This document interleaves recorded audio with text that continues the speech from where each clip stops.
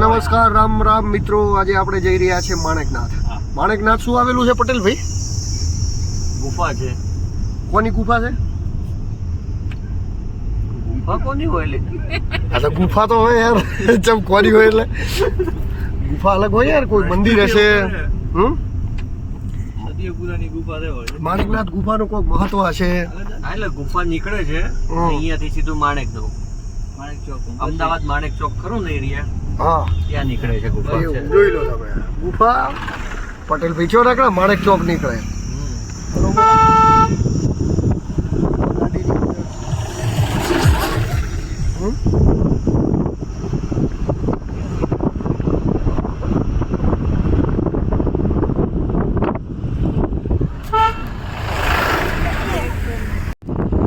જોઈ શકો છો મિત્રો, કેટલું જોરદાર ખતરનાક ઢોળાન છે.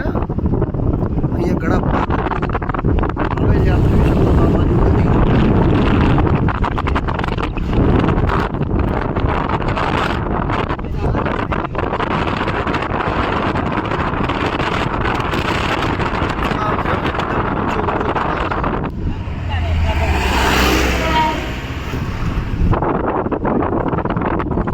નીચે ઉતાર છે. એટલો અદભુત રસ્તે અરે માણેકનાથ ગુફાનો નજારો આવેલો છે. આપ જોઈ શકો ઢોળાવવાળા એકદમ ચઢાવવાળા રસ્તા છે અને બહુ એકદમ સરસ જગ્યા છે. આ ખરેખર બીક લાગેલું છે.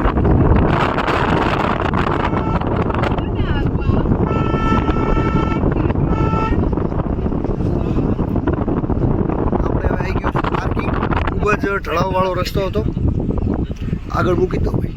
પેલી સાઈડ મૂકી તો જાવ, આમ કરો સીધી જાવ. સ્પેશિયલ ફરમાઈશ પટેલભાઈ લઈને આવ્યા છે આ જગ્યાએ. આ છે અમારા પટેલભાઈ, મારા મિત્ર છે. અમે LLB હાથે કરતા હતા અને આખા સતલાનસણામાં સૌથી મજબૂત અને ખતરનાક વકીલ છે. શું કેવું ભાઈ? ચિયા કેસ લ્યો છો તમે? બધા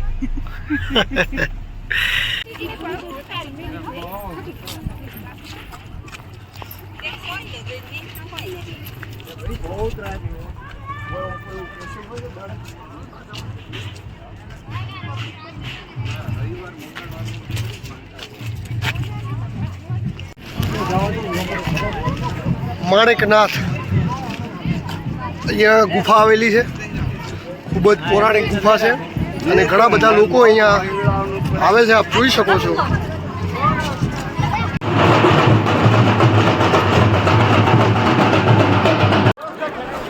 તો નમસ્કાર, રામ રામ મિત્રો. આપ જોઈ શકો છો મારી પાછળ આપણે માણેકનાથ ગુફા એ આવ્યા છીએ અને આ માણેકનાથ ગુફા એ સતલાનસણાથી આગળ લગભગ 20 કિલોમીટર આજુબાજુ પડે છે. અને અહીંયા એક અજબ ગજબ રિવાજ છે જે આપ જોઈ શકો છો. મારી પાછળ ઘણા બધા લોકો ધજાઓ લઈને ઊભા છે. તો હું આપને બતાવું કે અહીંયા લોકો ધજા ચડાવવા માટેનો રિવાજ છે. આપ જોઈ શકો છો અહીંયા લાઇનસર બધા લોકો ઊભા છે ને જેમની માન્યતાઓ પૂરી થાય છે ઢોલ નગારા સાથે અહીં લોકો આવે છે અને ધજાઓ ચડાવવાનો રિવાજ છે.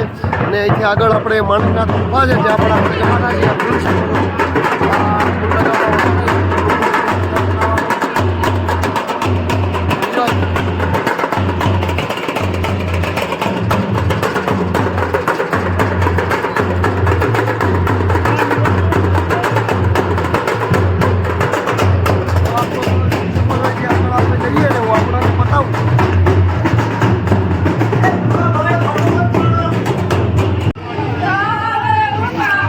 જો અહીંયા આદિવાસી લોકો દ્વારા ગાડા ગાવાના રિવાજ ચાલુ છે. ત્યારબાદ આ ધજાઓ છે એને અહીંયા ચડાવવામાં આવે છે. જોઈ શકો છો કેટલી ધજાઓ ચડાવેલી છે. બહુ બહોળી સંખ્યામાં આજે લોકો અહીંયા આવેલા છે અને બધા જ ગુફાની અંદર જઈ રહ્યા છે.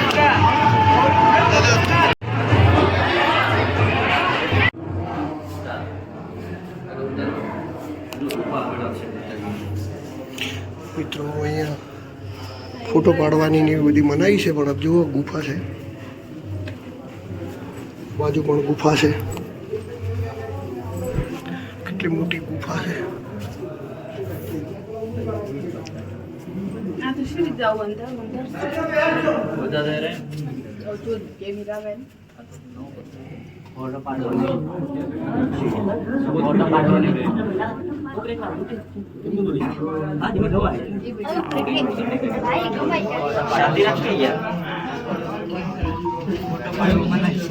જોઈ શકો છો અદ્ભુત નજારો માણેકનાથની ગુફા છે અને માણેકનાથની ગુફાની અંદર આમ તો અહીંયા ફોટા પાડવાની એવી મનાઈ છે, એમ છતાં પણ આપણે કેમેરો ચાલુ કર્યો છે આપણે બતાવવું હોય તેને મેન. અને લોકો બધા બહાર આવે છે અને ખૂબ જ અદ્ભુત નજારો છે, આપ જોઈ શકો છો. ગુફા છે અને વિધિસર દર્શન કરી લોકો અહીંથી ગુફામાંથી બહાર નીકળી જાય છે અને ખૂબ જ ઊંચાઈ આવેલી છે.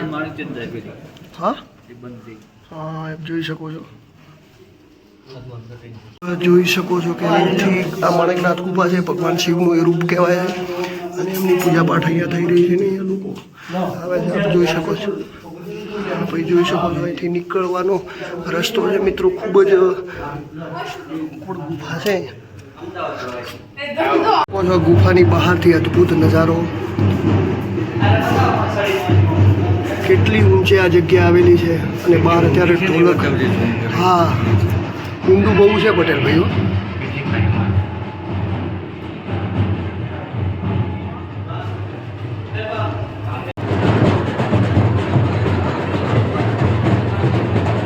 તો નમસ્કાર મિત્રો, રામ રામ. આપ જોઈ શકો છો અહીંયા પ્રસાદ લેવાની પ્રથા છે. અહીંયા સાથે બધા લોકો ઝાડની નીચે બેસી અને પછી પ્રસાદ લે છે.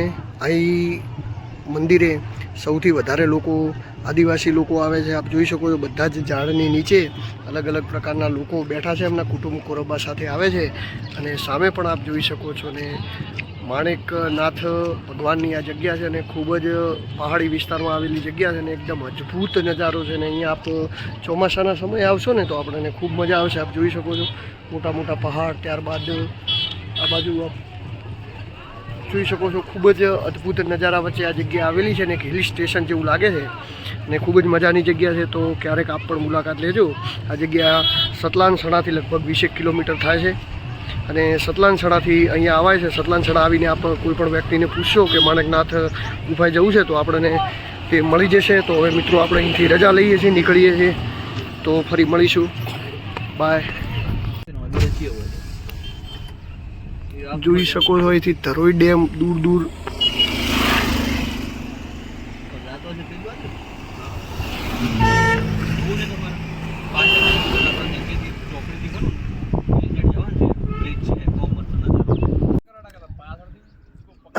નમસ્કાર મિત્રો, આપ જોઈ શકો છો આપણે છીએ ધરોઈ ડેમ. ધરોઈ ડેમની અંદર અદ્ભુત નજારો આપ જોઈ શકો છો. અહીંથી લગભગ જ્યાં સુધી આપની નજર પડે ત્યાં સુધી બસ પાણી, ખેતર અને એકદમ અદ્ભુત નજારો છે. ને આગળ આપણે જોઈએ તો એકદમ ઘાસની અંદર ભેંસો ઘાસ ચરી રહી છે અને આમ એકદમ સ્વિટ્ઝરલેન્ડ વિદેશનો જેવો નજારો હોય, ફોરેન કલ્ચરનો જેવો નજારો, એવો નજારો છે અહીંયા. આપ જોઈ શકો છો આ છે ધરોઈ ડેમ અને આગળ જતાં અહીં ડેમના દરવાજા આવે છે ને તેનાથી આપણે આ બાજુ જઈએ તો આ છે પુલ અને એની આ સાઈડ પણ ખૂબ જ અદ્ભુત નજારો છે. સામે પહાડો છે અને આપણે લગભગ જેમ સતલાનસણાથી આગળ અંદર ગામડાઓમાં આવેલા છીએ અને અહીંયા આપ જોઈ શકો છો કેટલું અદ્ભુત અને કુદરતી સૌંદર્યથી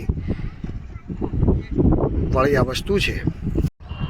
આપ જોઈ શકો છો અહીંયા હોડી આવેલી છે અને હોડીની અંદર મચ્છીમારો મચ્છી પકડતા હોય.